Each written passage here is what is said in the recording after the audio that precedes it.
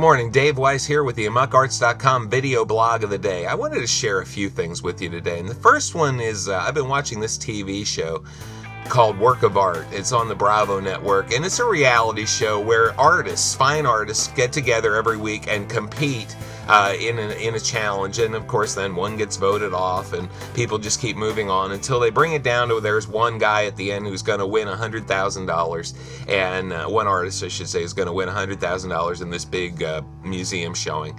And so that's a pretty cool thing, a pretty cool show, and up until this week I probably would have recommended that all of you watch it.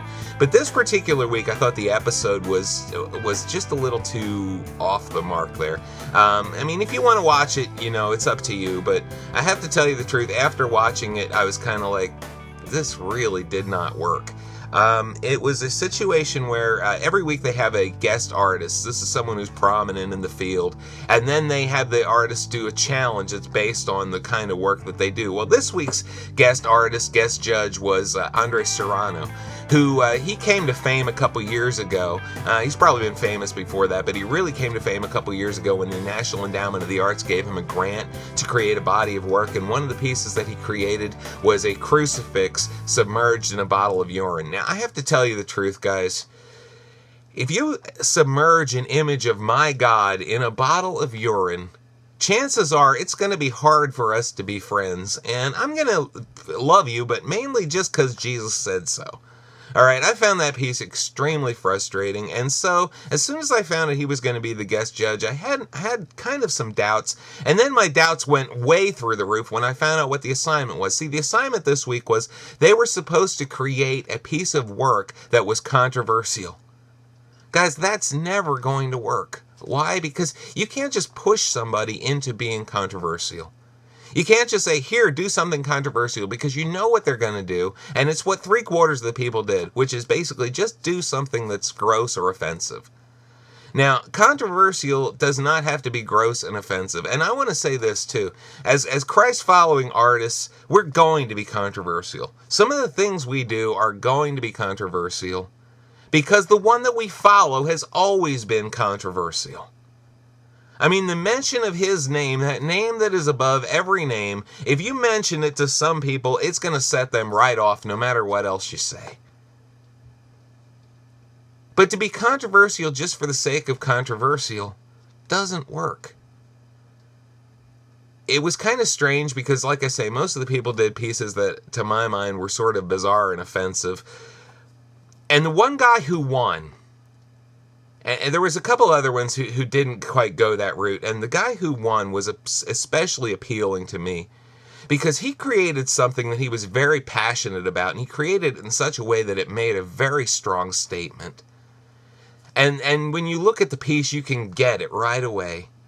There's no question about what he's saying. And basically, he's talking to his own community, his own people, the people he identifies most with. And he's saying, look, guys, we got a problem. That's always the best way to do controversial things. I mean, you can't do controversial just because you set out to be controversial, or all you're going to do is irritate people with no real point. Remember, as Christ-following artists, we're supposed to be following Christ. And that means that sometimes people are going to be offended by what we say and do, but for the most part, what we're trying to show is we're trying to show a God who loves people. You know, I think of the most controversial piece I've probably ever done, and it was a cartoon that I did a couple years back in a series on the church. And it was a man with an axe, a bloody axe on the top of a hill. I'm going to put it on this blog too so you can see it. And littered across the countryside in front of him was the body of Christ, all chopped up into pieces. And and each of those pieces had a flag over it. And the flags were basically all the different reasons that we as a church divide. And the caption is, what have we done? Now that's controversial and it's edgy, and it was really kind of painful for me to draw. And yet what was more painful to me was the condition of a church that's divided when Jesus prayed for us to be united. He told us, they'll know you are my disciples by the way you love one another. And yet here we are, we're supposed to be the body of Christ, and it's almost like his parts are just littered all over the countryside, and we need to work together. And so that's what my controversial piece was supposed to say. I'm sure some people were mighty offended by it, but the truth of the matter was sometimes we have to say things that wake people up. So if you have something to do on your heart that you feel is going to be controversial, if you think the purpose of it is to wake people up to something that God is trying to show us, guys, that might be your prophetic calling. Because sometimes God does call us out to say something to wake people up. But to be controversial just to be controversial is just a way to offend people, and that's not really what we're here to do. If you're going to do something that's going to offend somebody, you better make sure God is behind it, because if God is behind it, it will eventually straighten them out. So that's just my sort of 2 cents on that. Like I say, I'm not recommending that you watch the episode this week, because I think a lot of you will find the pieces pretty offensive. I know I found a lot of them pretty offensive, but some of them were also pretty powerful. The last thing, guys, I want to mention is I have this tendency to be sort of a workaholic. And so a lot of these podcasts are sort of pushing you to do more things and do more things and do more things. And don't get me wrong, if God is calling you to do something, you better get up and do it. But last night, guys, I was at a viewing for a friend of mine, a guy who I was just really getting to know, and I think that we would have had such a beautiful, deep friendship, and we were, because it was already becoming a pretty nice friendship, and he was killed tragically in a car accident, a really kind of random thing that happened,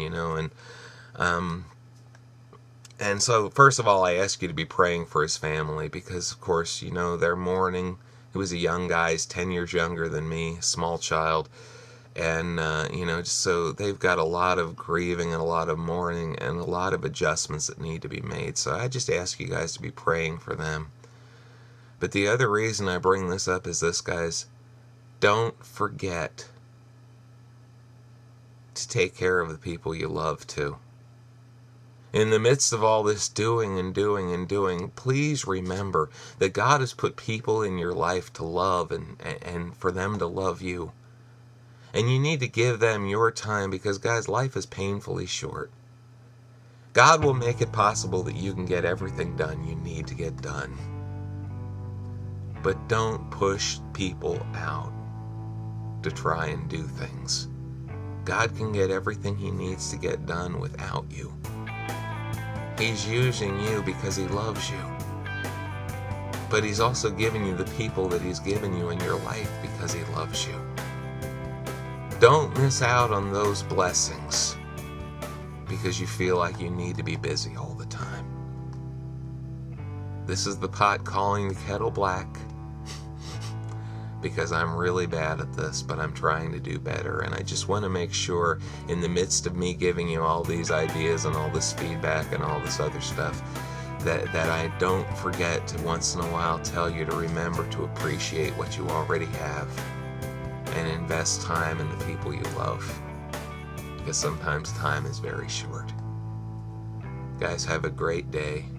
I'm not sure if I'm going to post again over the holiday weekend or not. So if not, just have a safe and great holiday weekend.